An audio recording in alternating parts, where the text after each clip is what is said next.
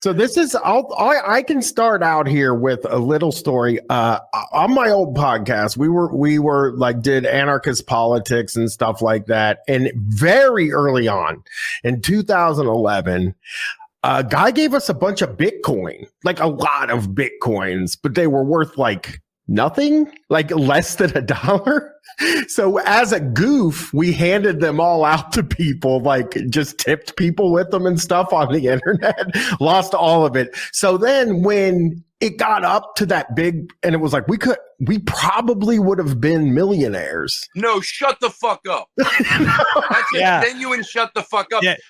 As you're telling me this, I'm thinking, oh, am I going to find out like what you gave away? Because to you, it's like chocolate coins, you know? Like, yeah, at the time, it feels like that. But yeah, there was a time when Bitcoin went up to like immense, like people were becoming billionaires. So how many Bitcoins did you have? I think it was like 10 or 15. So yeah, you would have been able to, if you cashed out at the correct time, you would have been able to be a millionaire, definitely. Yeah, they were like $60,000 a piece at the highest point.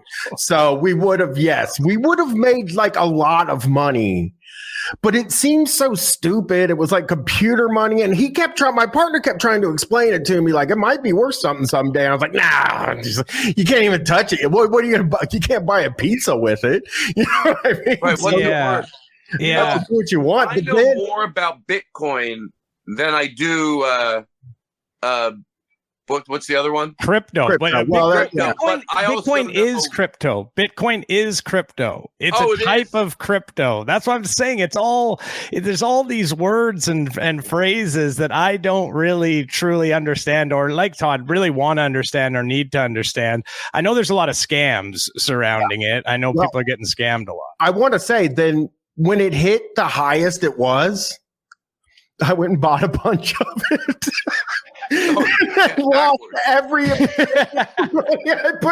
I thought like, oh my god, it won't ever stop growing. This is crazy. Yeah, and then I bought it, and then 2 weeks later I had $0. And you're a classic stock market rube. You're a classic rube. I mean, sell high, buy low. I'm glad that my addiction, my addiction, or what I have trouble with, addiction, whatever word you want to use, is food. That's where I have the biggest struggle with food. Everything else, pot, drugs, I really am. But I'm just sitting here thinking, what if the feeling I had for food, I had for gambling? Because I get it. It's tempting. And if you have the itch for it, fuck. Yeah.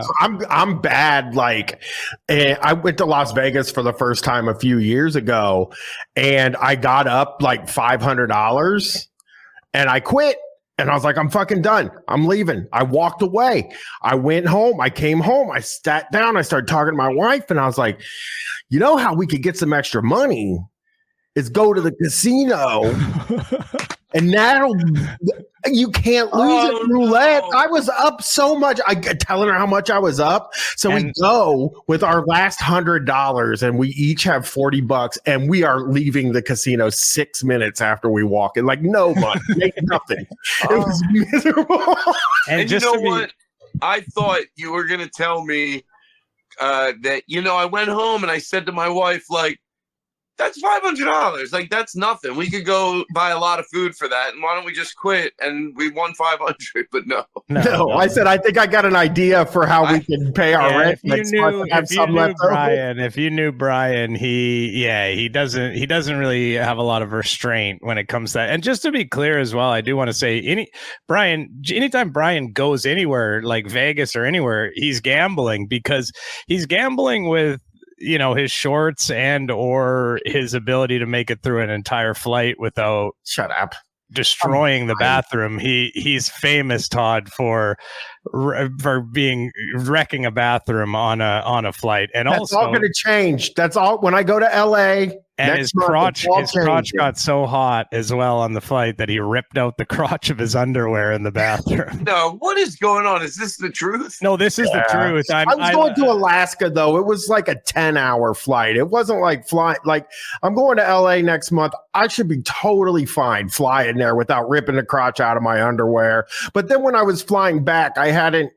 used the bathroom in 7 days, and it decided to hit on a 10-hour flight. And then Wow. the stewardess was like, or the flight attendant was like, you look a little. The flight attendant made him move closer to the bathroom. I'm not joking. Made him move just because of the way he looked. Yes, They're Oh like, my you're God. you're about to explode. Yeah.